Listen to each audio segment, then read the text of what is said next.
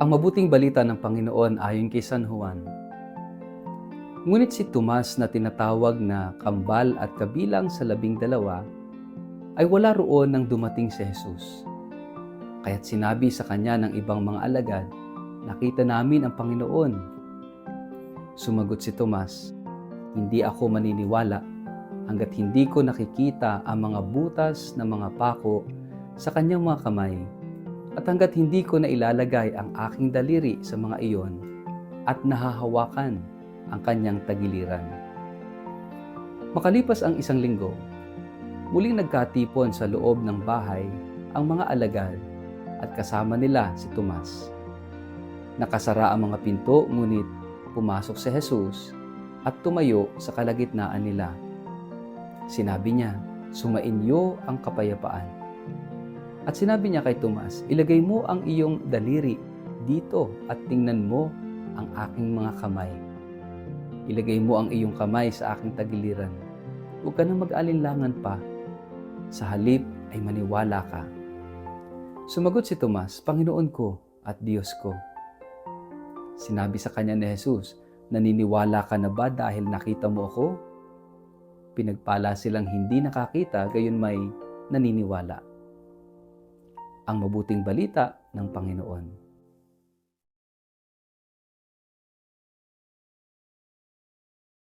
Pagpalang araw sa inyong lahat. Welcome po sa ating Gospel in a Nutshell. Mga kapatid, kapistahan ngayon ni Santo Tomas, isang apostol. Kilala natin siya bilang Tomas na mahiling magduda. Ang alagad na hindi agad naniwala sa muling pagkabuhay ni Jesus hanggat hindi niya ito nakita at nahipo.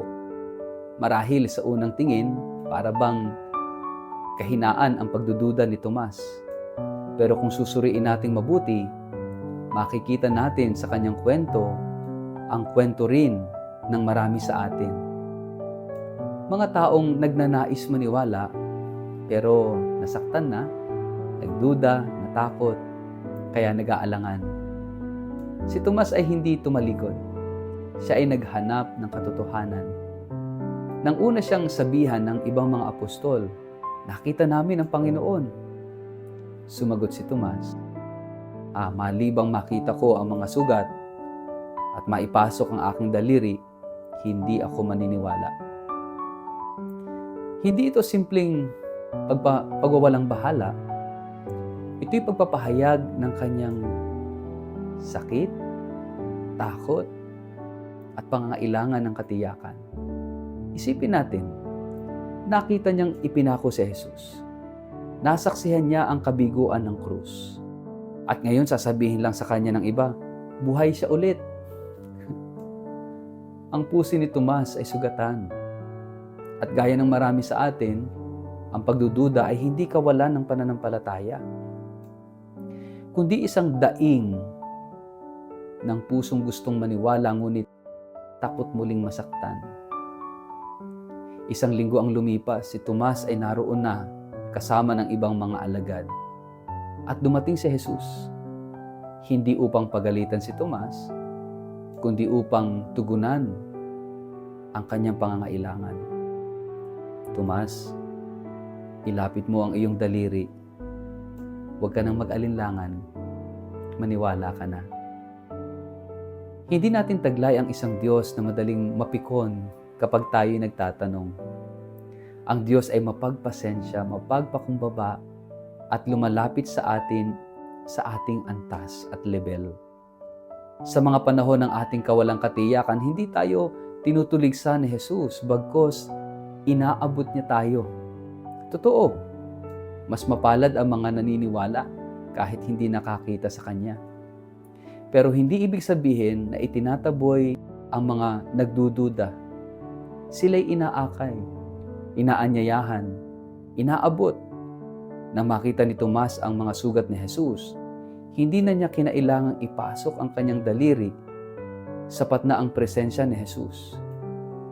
At mula sa pagdududa, sumambit siya ng isa sa pinakamatinding pagpapahayag ng pananampalataya.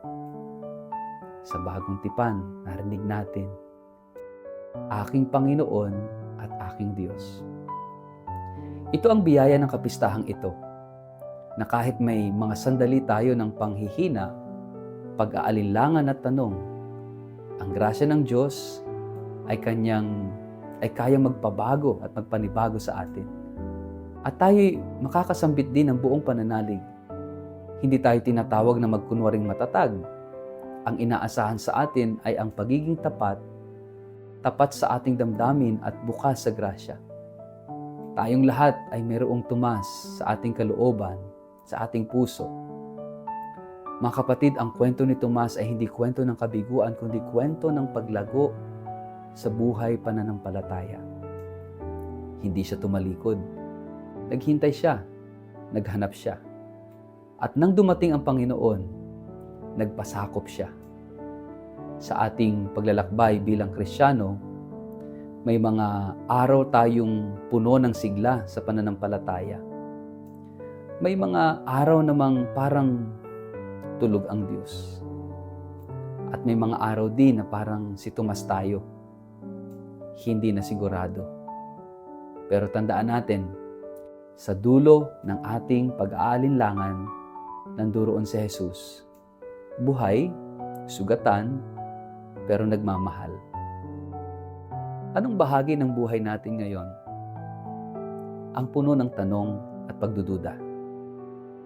Handa ba tayo tulad ni Tomas na lumapit kay Jesus at hayaan siyang abutin tayo sa ating sugat at kahinaan? Sa ngalan ng Ama at ng Anak at ng Espiritu Santo. Amen. Panginoong Jesus, salamat sa iyong habag na hindi nagsasawa sa aming mga tanong. Tulungan mo kaming maniwala kahit hindi namin nakikita. Kapag kami nag-aalinlangan, yakapin mo kami ng iyong kapayapaan. Kapag kami sugatan, ipakita mo sa amin ang iyong mga sugat ng pag-ibig. Katulad ni Tomas, nais naming masabi mula sa kaibuturan ng aming puso, Panginoon ko at Diyos ko.